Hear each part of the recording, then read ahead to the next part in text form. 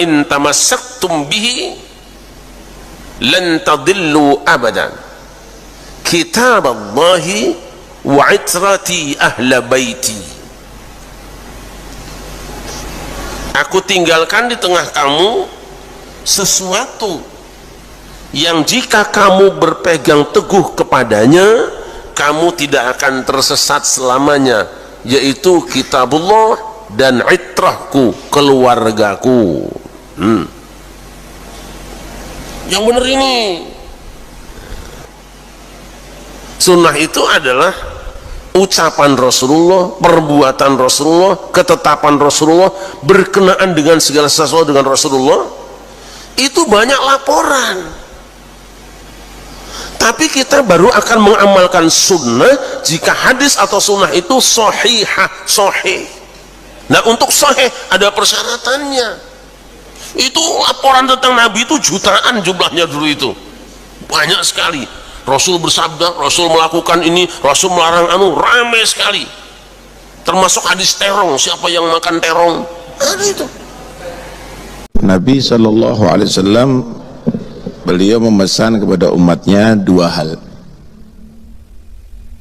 Ma in tamassaktum bihima lan tadillu ba'di. Semenjak kamu masih berpegang dengan dua hal ini, kamu nggak akan sesat, nggak keliru. Kitabullah wa itrati, Al-Quran dan keluarga Nabi Muhammad SAW, habaib maksudnya. Ada riwayat hadis kitabullah wa sunnati, kitabnya Allah dan sunnahnya Nabi.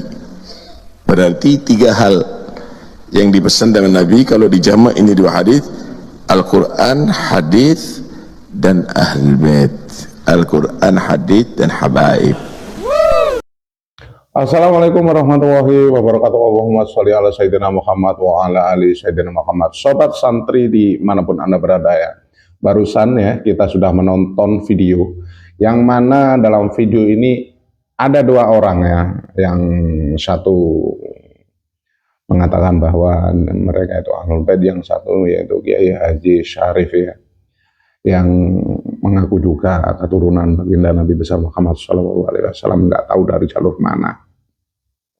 Dorong ini ya barusan ya mengutip dua hadis ya, yang mana hadis-hadis itu hadis sama ya, tetapi dimaknai yang berbeda. Yang satunya menguntungkan bagi kelompoknya mereka, tetapi yang satunya mengartikan berbeda ya. Bagaimana kelanjutan ya isi video tadi. Dan buat Anda yang lebih paham tentang video ini, monggo nanti di akhir video ya kita diskusikan bareng-bareng. Saya sebagai orang awam yang mungkin kurang paham tentang video ini, saya cuma menonton saja ya, sekali lagi ya, saya cuma menonton saja. Dan nanti apabila ada yang lebih paham tentang video ini, monggo kita diskusikan di kolom komentar. Dan mari kita lanjut ya, kita tonton bareng-bareng. Ini dia videonya, silahkan.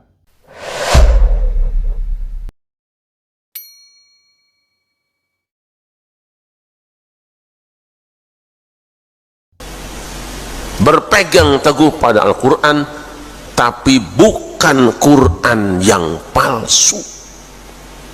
Kami akan berpegang teguh pada hadis, bukan hadis yang palsu.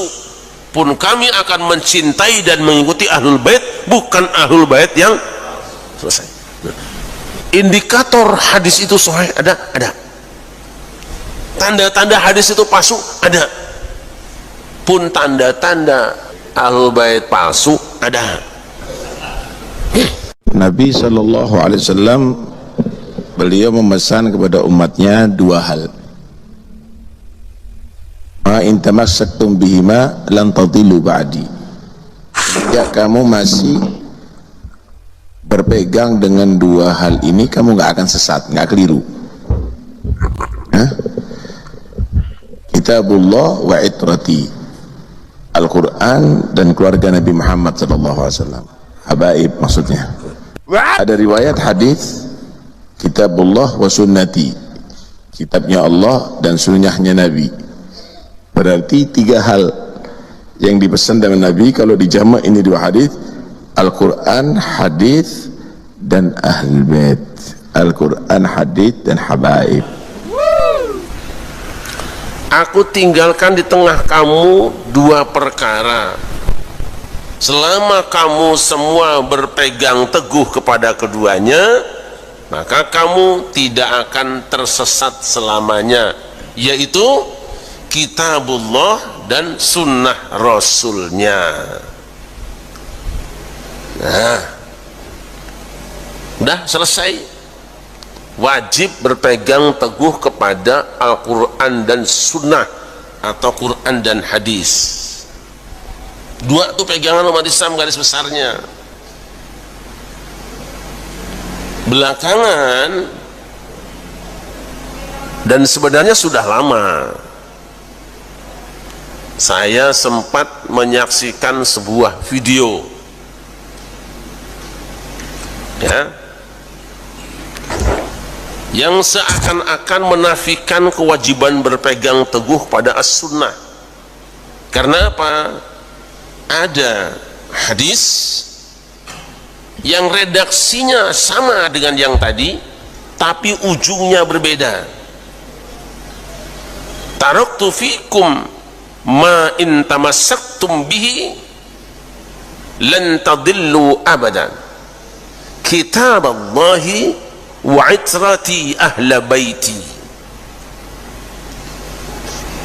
Aku tinggalkan di tengah kamu sesuatu yang jika kamu berpegang teguh kepadanya, kamu tidak akan tersesat selamanya, yaitu kitabullah dan itrahku, keluargaku. Yang benar ini. Sunnah itu adalah ucapan Rasulullah, perbuatan Rasulullah, ketetapan Rasulullah, berkenaan dengan segala sesuatu dengan Rasulullah. Itu banyak laporan, tapi kita baru akan mengamalkan sunnah jika hadis atau sunnah itu sahihah, sahih. Nah, untuk sahih ada persyaratannya. Itu laporan tentang Nabi itu jutaan jumlahnya dulu itu, banyak sekali. Rasul bersabda, Rasul melakukan ini, Rasul melarang anu, ramai sekali. Termasuk hadis terong, siapa yang makan terong, ada itu. Tapi para ulama kan kemudian memastikan, harus dipastikan bahwa ini hadis itu sahih, benar-benar Rasul mengucapkannya. Dibuatlah metodenya, diteliti mulai rawinya, matannya, kemudian isnadnya, diteliti. Satu hadis itu dibaca, diteliti, ditelusuri semua. Kamu dengar dari siapa? Dari Ustadz Hamdi. Terus kamu dari siapa? Dari Haji Mahali. Diteliti. Setelah diteliti orang-orangnya, adil apa tidak, sikot apa tidak, kredibel apa tidak, pinter apa tidak, cerdas apa tidak. Karena kadang-kadang orang ada hafalannya campur aduk, kan? Selesai itu teksnya, apakah teksnya itu menyalahi Quran apa tidak? Apa teksnya itu cacat apa tidak? Dah, setelah diuji, diteliti, disimpulkan, oh ternyata ini menurut kriteria yang disepakati dan ditetapkan para ulama benar-benar hadis sahih. Mari kita fahami dan kita amalkan. Lu ternyata hadis ini palsu toh, maka hadis ini kita buang. Jadi berpegang teguh pada sunnah juga ada teknisnya apa? Pastikan bahwa sunnah itu memang benar. Kedua, yang ketiga sama, berpegang teguh kepada ahlul bait atau mengikuti ahlul bait, mahabbah ahlul bait. Umat Islam sepakat mencintai ahlul bait itu wajib, walaupun nanti berbeda siapa yang dimaksud dengan ahlul bait, tapi memang mayoritas berpendapat bahwa masih dikategorikan dzurriyyah ahlul bait adalah cucu Rasulullah dari Al Hasan dan Husain atau dari Ali bin Abi Thalib. Tapi apakah setiap orang yang melaporkan bahwa ini cucu Rasulullah itu diterima? Tidak, harus diteliti dulu. Ya kayak hadis tadi itu, teliti dulu. Karena apa? Lalu kalau semua orang ngaku diterima, ya rusak. Asal hidungnya mancung, badannya jangkung, gitu kan. Ada, lalu ngaku cucu Rasul, cintai saya wajib diteliti.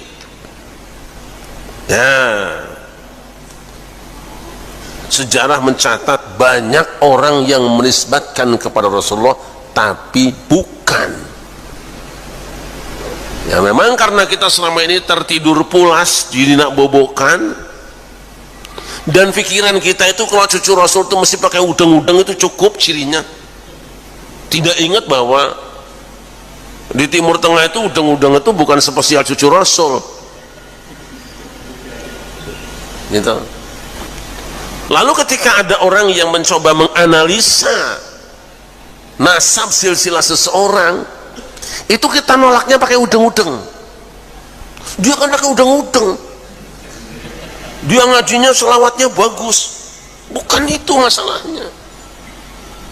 Benar kata orang, supaya kita tidak salah mencintai Rasul, perintahkan mencintai Ahlul Bait, kita punya cinta akan kita tumpahkan ke dia, tapi pastikan bahwa pengakuannya benar. Betul.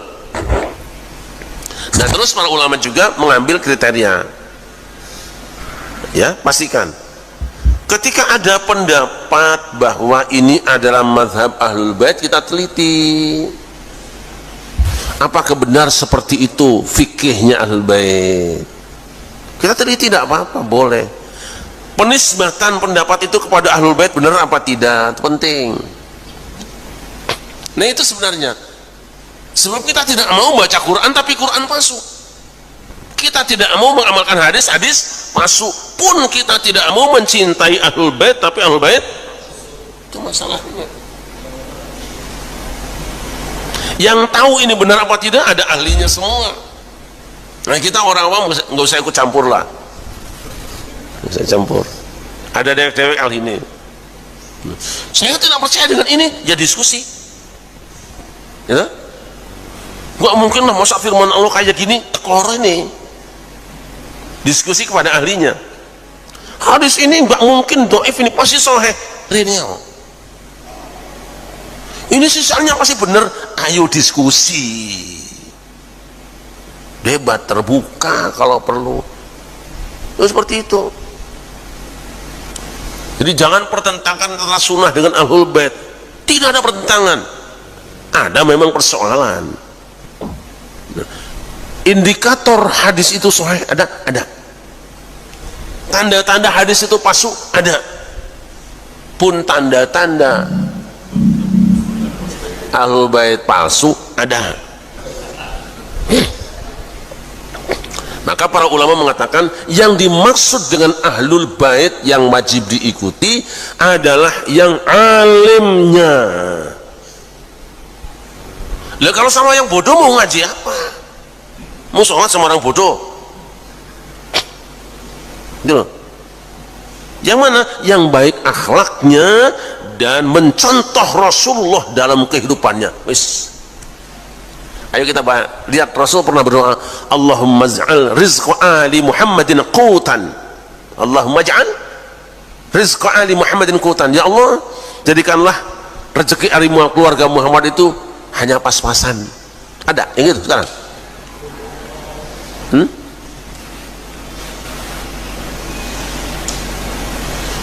Keluarga Muhammad itu dalam doa Nabi ini doakan, ya Allah, aku mohon rezeki keluargaku itu pas-pasan saja, qutan kafafan. Kira-kira doa Rasul dijabah nggak? Jadi kalau ada yang mewah-mewah itu pas nggak dengan doa tadi? Dua, inna la tahillu lana sadaqah, kami Ahlul Bait Sedekah itu tidak halal buat kami. Tidak boleh. Zakat tidak boleh, sedekah tidak boleh. Jadi kalau ada orang minta sedekah itu pas nggak? Ngaku cucu Nabi.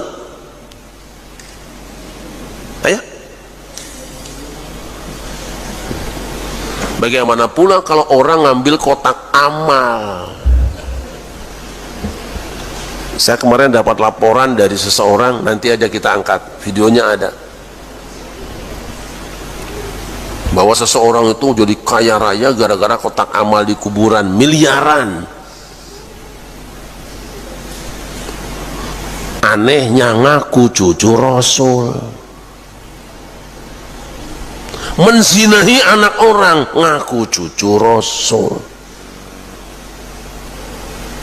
Saya tidak nyebut siapa-siapa, hanya modal udeng-udeng. Rasul itu tidak pernah bohong, tidak pernah bohong.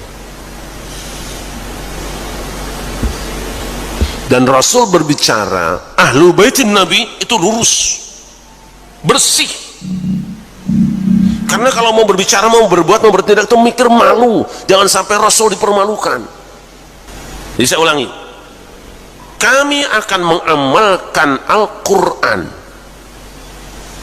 berpegang teguh pada Al-Quran, tapi bukan Quran yang palsu. Kami akan berpegang teguh pada hadis, bukan hadis yang palsu. Pun kami akan mencintai dan mengikuti Ahlul Bait, bukan Ahlul Bait yang. Baik sobat santri semuanya, barusan ya sudah kita tonton keseluruhan video. Kiai Syarif Rahmat ini menjelaskan hadis tadi ya, menjabarkannya dengan menurut saya pribadi ya, itu sangat relevan sekali dan bisa diterima seluruh lapisan ya. Karena apa?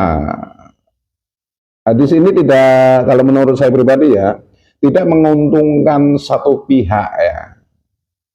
Jadi hadis ini untuk umum ya. Bagaimana beliau menjelaskan tentang sunnah ya.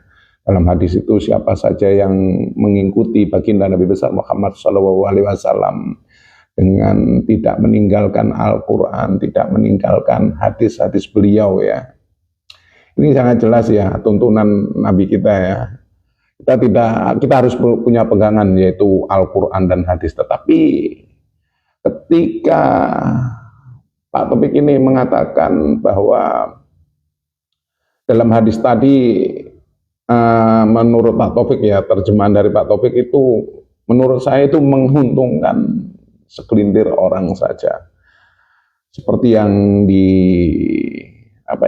dikatakan tadi ya, selain berpegang teguh pada Al-Quran dan Sunnah Nabi itu harus harus memuliakan, mengutamakan ya, Ahlul Bait ataupun dzurriyyah Nabi besar Muhammad SAW. Tetapi ya, apakah memang benar ya mereka atau yang diuntungkan itu kelompok-kelompok mereka saja? Padahal ya Nabi sendiri mengatakan tidak boleh orang itu menonjol-nonjolkan nasab.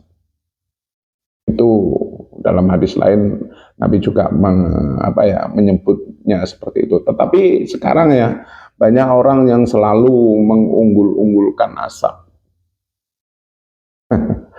Ini yang rancu yang sering berkecamuk ya di pikiran saya. Tetapi setelah mendengarkan apa yang disampaikan oleh Kiai Haji Syarif Rahmat barusan ya, saya lebih condong kepada kepada Kiai Syarif, makna dari yang diuraikan oleh Kiai Syarif ya. Jadi mungkin saya kurang paham, mungkin saya terkeliru dengan statement saya sendiri ya. Saya mohon maaf.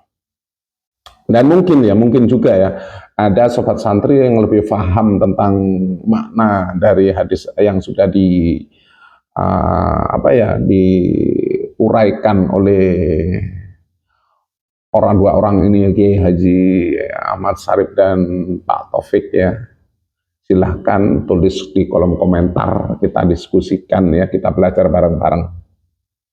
Dan di akhir video, izinkan saya mohon maaf apabila dari awal sampai akhir ada kata-kata saya yang terkeliru atau menyinggung Anda semuanya. Izinkan saya mohon maaf. Dan saya akhiri, wabillahi taufiq wal hidayah, wassalamualaikum warahmatullahi wabarakatuh.